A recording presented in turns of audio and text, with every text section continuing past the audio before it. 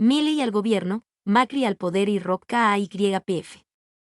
En estos días hubo tres acontecimientos centrales que son fuertes pistas para conjeturar acerca de cómo puede llegar a ser el gobierno de Javier Milei.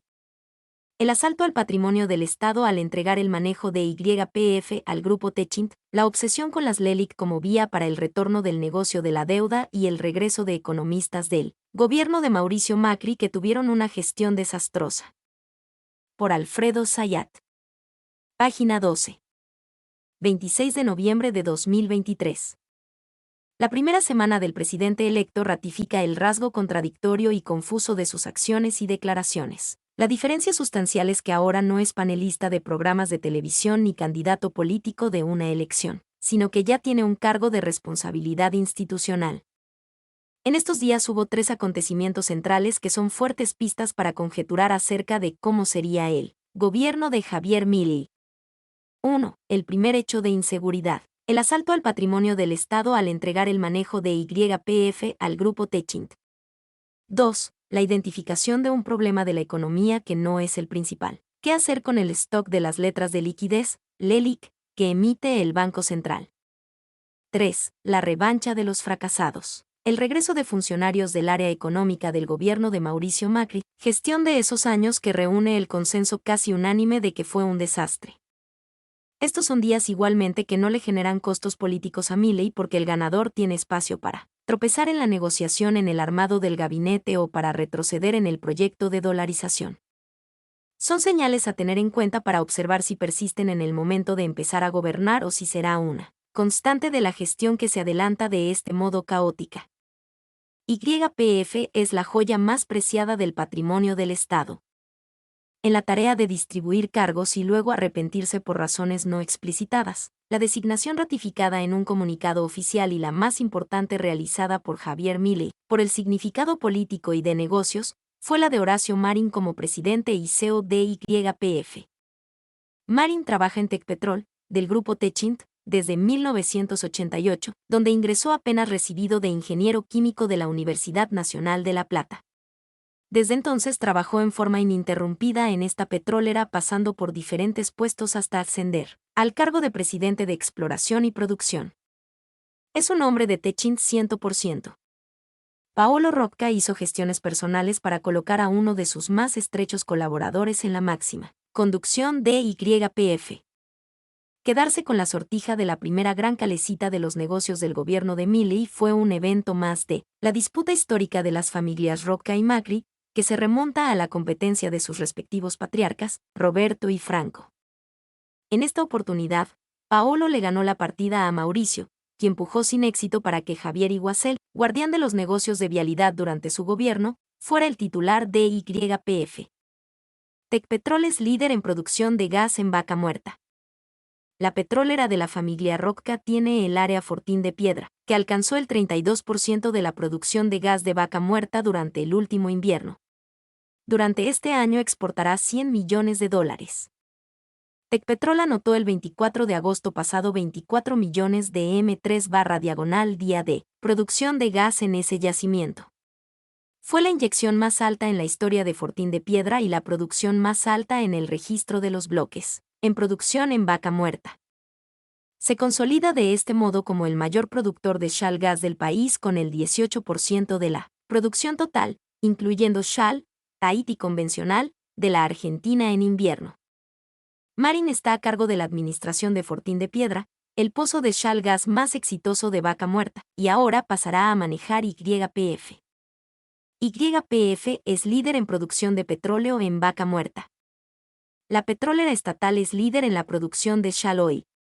Por primera vez, Vaca Muerta superó los 300.000 barriles diarios de petróleo, y alcanzó de esta manera un nuevo récord productivo. La empresa que más contribuyó a este logro fue YPF con casi el 60% de esa producción. YPF lo aportó desde su core hub de petróleo en la formación Loma Campana, La Amarga Chica y Bandurria Sur. Así sobresale el potencial no solo de Vaca Muerta, sino también de la extensión de tierras explotadas que tiene YPF en Neuquén. Los registros de este año son espectaculares para la petrolera nacional, que la ubican como la compañía con mayor crecimiento no solo en términos porcentuales, más 11,6%, sino también en volumen. La producción adicional que sumó YPF en un año equivale a más del total de la contabilizada por otras petroleras como Shell o Pluspetrol a nivel nacional. Si bien es cierto que el actual CEO de YPF, Pablo Luliano, también trabajó en Tecpetrol, al liderar el desarrollo de Fortín de Piedra en el periodo 2017 a 2020. Sus comienzos fueron en YPF en 1998, luego se desarrolló en otras compañías del sector, para tener ese breve paso por la petrolera de Techint. El caso de Marin es muy diferente. Es un hombre de Paolo Rocca desde la cuna del comienzo de la profesión hace 35 años. Vaca muerta y más. El impacto que está teniendo y promete tener todavía más en el futuro Vaca Muerta en la matriz energética de la Argentina no es secreto. Pero los resultados que comienzan a arrojar las operaciones de las petroleras en la formación neuquina, además de confirmarlo, empiezan a ponerle números concretos. El año pasado, la balanza comercial de energía fue negativa en $4.500 millones y con las proyecciones que se hacen de Vaca Muerta, gas y petróleo, se espera para 2030 un saldo positivo de $17.000 millones. La mejora de la balanza comercial será de $22.000 millones en 8 años. Este es el monto mínimo de la relevancia de Vaca Muerta y, en consecuencia, de YPF al ser el principal operador de esta riqueza social. Además de Vaca Muerta existe otra joya extraordinaria, Palermo Aike, en Santa Cruz, la segunda formación no convencional más importante del país, en la cual se estiman recursos por 10.000 millones de barriles, equivalentes a la producción actual del país de 50 años. YPF asociado con la petrolera CGC del grupo Eurniquian ya comenzaron a perforar en la zona. Manejar YPF no solo es Vaca Muerta y Palermo Aike, sino también la explotación offshore. Las estimaciones iniciales aseguran que bajo las aguas argentinas existen cantidades de combustible, equivalentes a otra Vaca Muerta. YPF, asociada con la petrolera estatal noruega Iguane, lidera los desarrollos para avanzar en la producción offshore en distintas áreas marítimas entre las que se destaca una zona a 300 kilómetros de la costa de Mar del Plata. El asalto al patrimonio estatal sería monumental. La dimensión de la intención de Javier Milei de privatizar YPF y de entregar ahora su manejo a Tecpetrol Techint es impactante porque cede el control de la petrolera nacional dominante de Vaca Muerta, Palermo Aike y la producción offshore a una petrolera privada competidora. La magnitud del negocio es multimillonaria. La cuestión más suave de esta decisión es el inmenso conflicto de intereses derivado en que Tecpetrol Techint accede a información, investigación y proyección, entre otros elementos estratégicos, de la petrolera líder en áreas con una de las riquezas hidrocarburíferas más fabulosas del mundo. El aspecto más fuerte es la sospecha acerca de que puede hacer Techint con el acceso a información confidencial de YPF, además de lugar privilegiado en una futura privatización de la petrolera. En cualquier otro escenario político, mediático y social, el desembarco de Techint en YPF sería un escándalo descomunal. El error de apuntar a las LELIC como el principal problema a resolver. Javier Milei está convencido de que el stock de las letras de liquidez, LELIC, deuda del Banco Central con los bancos, que canalizan por esta vía gran parte de los depósitos de ahorristas individuales, de empresas, universidades y otras organizaciones públicas y privadas, es el principal peligro de la economía. La secuencia del razonamiento del presidente electo es el siguiente. La inflación es un fenómeno estrictamente monetario. La emisión del Banco Central es la principal fuente de inflación. El stock de deuda del LELIC con los intereses devengados a tasas crecientes es una emisión monetaria futura que alimenta el fuego inflacionario. Para bajar la inflación entonces es necesario frenar la emisión y especialmente terminar con las LELIC. El Banco Central puede dejar de emitir para financiar al Tesoro, pero si las LELIC siguen activas, el devengamiento de intereses seguirá presionando sobre la expectativa de emisión monetaria futura. Si el Banco Central no renovase el monto del LELIC de plazo de 28 días, ese dinero quedaría fuera del sistema bancario derivando en una hiperinflación. Para evitar la hiper y no aplicar un plan Bonex se necesita una ingeniería financiera para terminar con las LELIC y sin el peligro de las LELIC se puede levantar el cepo, liberar el mercado de cambio, porque no habrá riesgo de que la emisión de pesos sin el aumento de la demanda de dinero vaya corriendo a comprar dólares. En esta línea de razonamiento aparecen algunas sentencias controvertidas, que derivan en buscar en forma desesperada una solución drástica a una situación monetaria particular que requiere abordarla, pero sin generar un problema aún mayor o un costo patrimonial inmenso para el Estado. La fragilidad de Milei.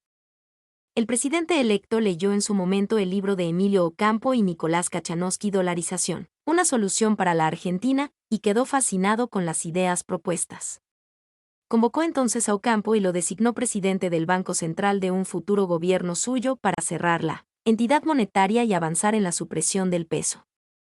Al poco tiempo empezó a escuchar a Federico Sturzenegger, quien postula para la gestión de la economía el modelo dinámico estocástico de equilibrio general. Esta visión teórica dice, por ejemplo, que los tarifazos no son inflacionarios porque el mayor gasto en pagar servicios públicos disminuye el ingreso disponible destinado a consumir otros bienes, cuya demanda disminuye entonces y, por lo tanto, sus precios, lo que equilibra el alza de las tarifas.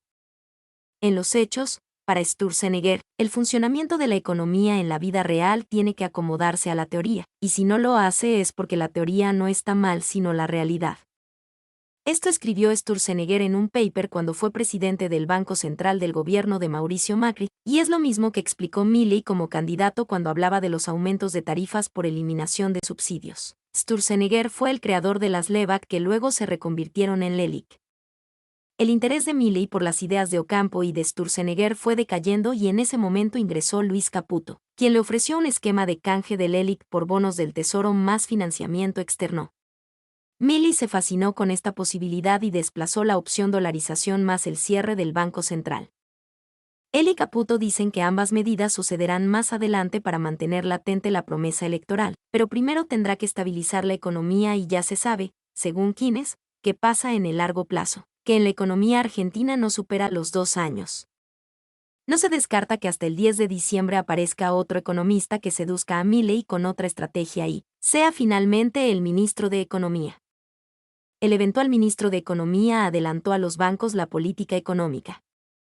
Caputo les confió a los bancos, en un encuentro reservado en La Rural, el viernes pasado, que, en caso de asumir el cargo de ministro, la cuestión central será el equilibrio fiscal financiero. Incluye el pago de intereses de la deuda. Esto implica un ajuste muy fuerte del gasto público.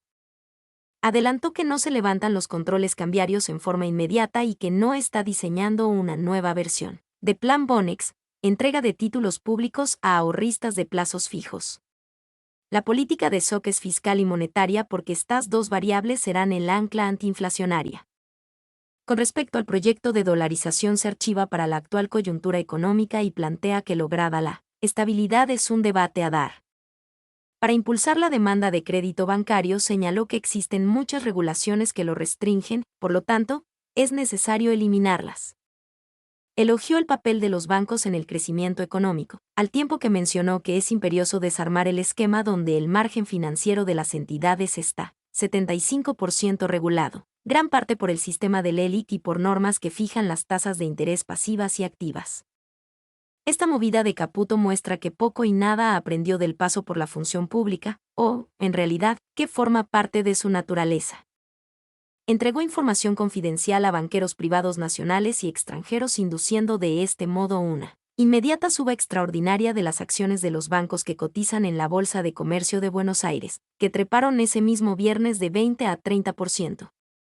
Las opciones A y B de Caputo para las LELIC. El eventual ministro de Economía de Milei piensa lo siguiente respecto a las letras de liquidez, LELIC, que emite el Banco Central. La acumulación de un stock de pasivos remunerados en el balance del Banco Central, LELIC y PASES, representan una amenaza para la estabilidad económica. La opción de volcar esos pesos en el mercado podría sumergir al país en una hiperinflación, pero mantenerlos en el balance del Banco Central representa un costo cuasi fiscal enorme. Por eso es esencial implementar un esquema monetario que sea consistente con el esfuerzo fiscal requerido y que ayude a mitigar la amenaza candente del excedente de pesos.